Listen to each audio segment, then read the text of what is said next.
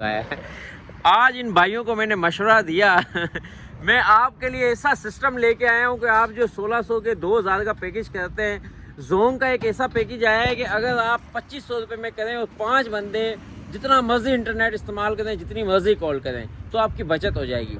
इन्होंने बोला कमल भाई ये तो आपने हमारे लिए बड़ा फ़ायदा किया है अब सिम ने बोला मुझे हाथ क्यों लगाया है, मुझे कहने लगे भाई कितने का पैकेज होगा, मैंने बोला 2500 का होगा। इसने बोला कमल भाई कर दें। जब 2500 डाला तो उसने बोला नहीं 2500 नहीं 100 रुपया इसमें और डालें। फिर 100 रुपया डाला 2600 हो गया।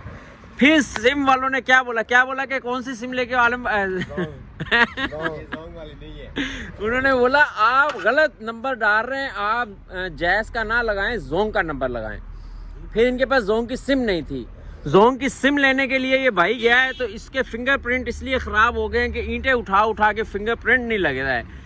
वो भाई गया है उसका भी फिंगरप्रिंट नहीं लग रहा है। ये भाई के नाम से सिमें 5 ज़्यादा हो गई हैं। अब 2600 का पैकेज भी हो गया है और अब इंटरनेट भी इस्तेमाल नहीं हो रहा है। अब मैंने बोला नहीं यार हाथ वाश करके कुछ सिम निकलवाओ। इस भाई ने सिम निकलवाई, सिम 100 रुपये की ले गया, आसपास कहीं नहीं मिली। वो जम्मू स्टाफ फेस 5 गया, वहाँ से जाके इसने सिम निकलवाई।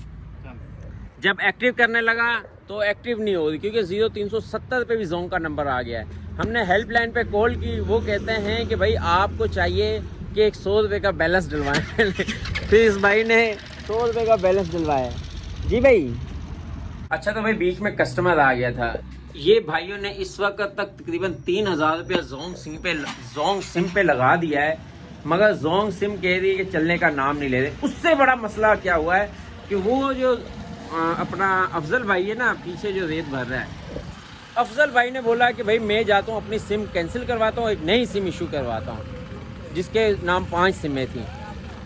जब ये वहाँ पे गया है जैस के दफ्तर में, जैस के दफ्तर वालों ने बोला सिम यहाँ से कैंसिल पहले होती थी, अभी आप जाए नादरा के दफ्तर। तो वो कह रहा है अपने नादरा का दफ्तर कमल भाई कहाँ है? मैंने बोला ये शिमला पहाड़ी है, वहाँ जाना होगा। तो बताने का मकसद है कि पाकिस्तान में काम शुरू करना, काम कहता है मुझे शुरू क्यों किया, अब तुम फंस गए, पैसे लगा दो बस, फिर पीछे। अब ये ना ये शिमला पहाड़ी जा सकता है, ना ये नादरा के दफ्तर जा सकता है, पैकेज भी गया। अभी किसी और के नाम अगर सिम हो तो कितनी बड़ी प्रॉब्लम है पाकिस्तान में, इसका अंदाज़ा आपको है ही नहीं। मेरे एक दोस्त है, रज़ा नाम है उसका, वो कह रहा है मेरे साथ एक लड़का काम करता था और मैंने उसने सिम चाहिए थी, उसने बोला मेरी 5 सिमें पूरी निकली हुई हैं, आप मेरी सिम लगवा दें। कहने लगा मैंने उसको सिम निकलवा दी। 3-4 महीने के बाद, रमज़ान का महीना था, ये पिछले साल की बात है शायद, बोला इसी तरह रमज़ान ईद आने वाली थी और पुलिस आई और मुझे उठा के ले गई। मैंने बड़ी मिन्नतें की, वो मेरी बड़ी सिफारिशें दिलवाई, DSP तक सब कुछ, मगर पता ये चला जिसके नाम सिम निकलवाई थी उसने कहीं पे कोई डकैती की थी और जब वो उसके फिंगरप्रिंट और सिम नंबर देखा तो वो रज़ा के नाम का था और फिर पुलिस ने उसको 25 दिन जेल में रखा। ये जब तक कन्फर्म नहीं हुआ या वो बंदा पकड़ा नहीं गया, वो जेल में रहा, सड़ता रहा, पैसे देता रहा, जगह देता रहा, ज़लीलो ख्वार होता रहा। ये सिम अगर हम आप किसी को निकलवा के देते हैं और वो सिम किसी ऐसे बंदे के पास चली जाती है जो कि कोई बंदा काम ख़राब कर जाए, तो समझ लें तो फंसेंगे आप। ये इसलिए भाई पाकिस्तान में इसे मसले मसाइल बहुत ज़्यादा और ज़िंदगी फुल एंजॉय। आज तक के लिए इतना ही काफ़ी। अपने दोस्तों का ख्याल रखिएगा। अल्लाह हाफिज़।